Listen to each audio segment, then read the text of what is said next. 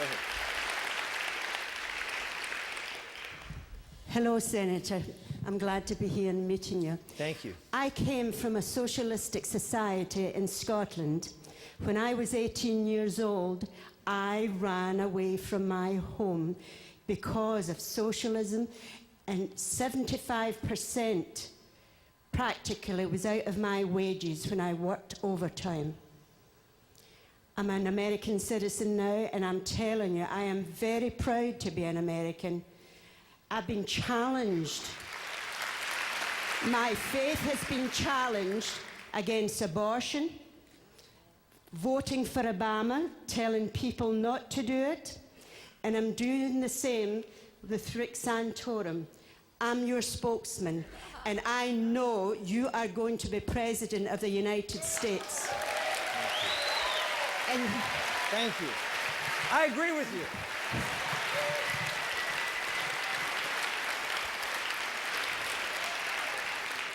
And maybe that's a prophecy, prophetic words. Praise God. Thank you so much. Yes, Senator Santorum, there has been a lot of talk about the free enterprise system. I expect there will be a lot more. There's an implication that there's something bad about the free enterprise system because of the profit motive. However, what I have not heard much talk of so far, what I'd like to hear more, is the moral basis for the free enterprise system. What is the purpose of the free enterprise system? Many people would say it's to take care of the material needs of society. And in this society, we have learned how to fulfill those needs better than any other society in the world. Defining those needs is basically food, shelter, clothing, health and medicine, transportation, communication, and energy. Those are the 5 basic needs that everybody in the world needs to have fulfilled. Now, my question is, why don't we hear more talk about the moral purpose, the higher purpose, that is, of the free enterprise system? well, it's interesting. A few years ago, I was asked by a foundation to write an article about whether capitalism, the free market system, was moral or not. And I did. It's the Templeton Foundation, which does a lot of religion and business. That's one of their focuses. And so there was about 30 of us that actually wrote. And so you can go, I think you go on the Templeton Foundation website, and you'll find a rather long dissertation on this from me. And I made the argument that capitalism and free markets, capitalism encourages, by its nature, encourages moral behavior, because unless you have moral behavior, it doesn't work, right? Capitalism won't work, it doesn't work efficiently unless people can be trusted to do what they say they're going to do. That the less moral, look at the Wall Street bailout, look at what happened on Wall Street. When there are people who are doing things that are specifically immoral, then what happens? Capitalism crashes and burns. And so for it to be successful, you have to have the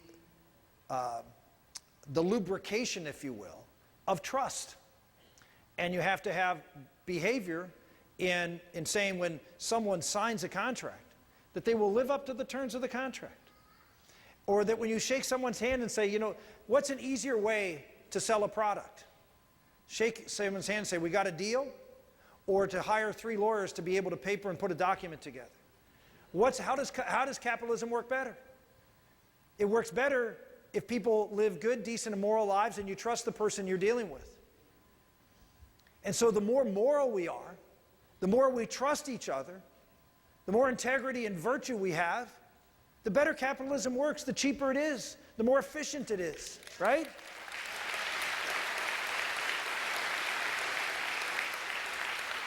And so I would make the argument that if I was a capitalist, if I was sitting in a big bank in New York, I would be doing everything I could to help, as some of these folks did, to help educate and form virtuous people on Wall Street.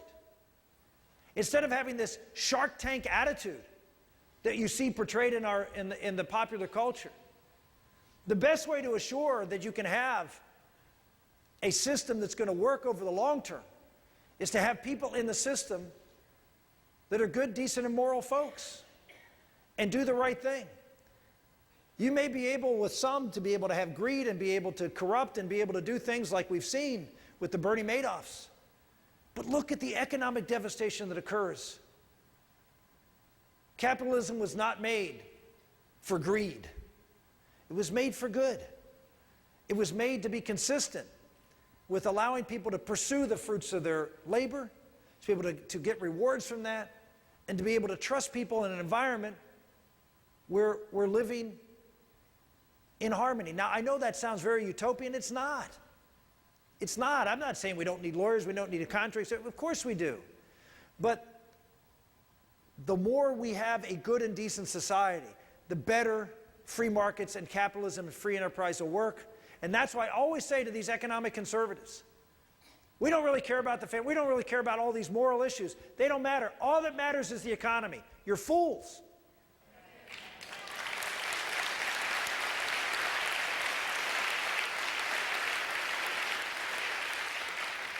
America doesn't survive unless America is a good, decent, and moral country on any level, and that's the truth.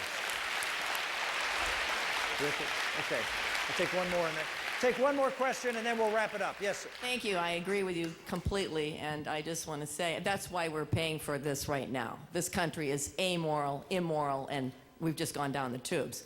How do Some.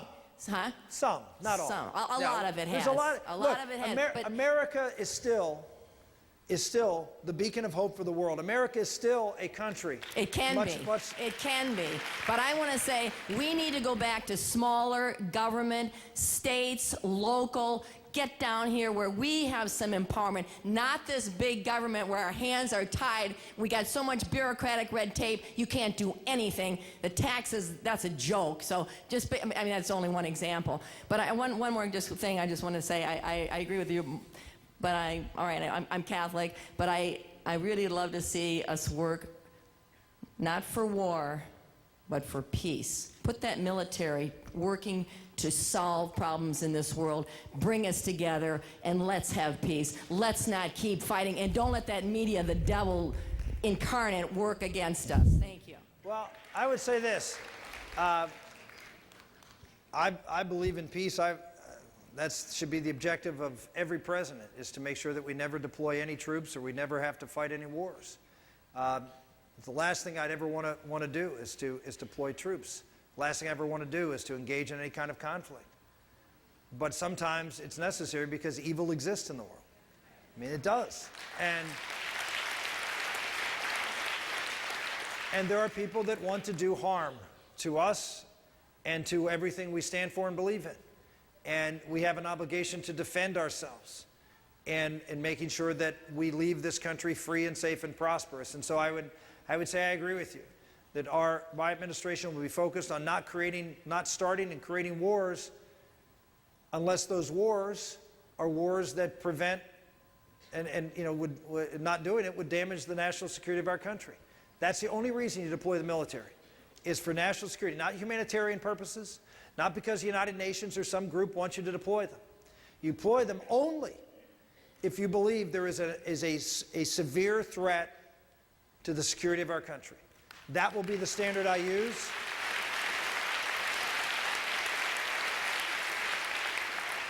Let me just stop and just say thank you all. I'm sorry I can't take any more questions. We've got to go to another event. But I thank you so much for coming out today, and I just encourage you that if you really want this election to be a referendum, to answer the young lady's question before, if you want it to be a referendum where we have a mandate that not only will win us the presidency, but will win the House and a big majority in the United States Senate, then we have to have someone who will be a clear contrast to Barack Obama.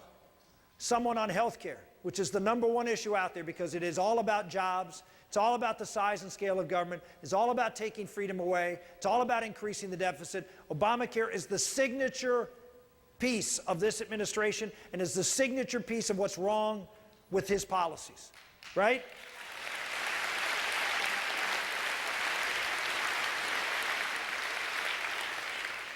Do we want someone who has a 20-year history and a bold plan for having a bottom-up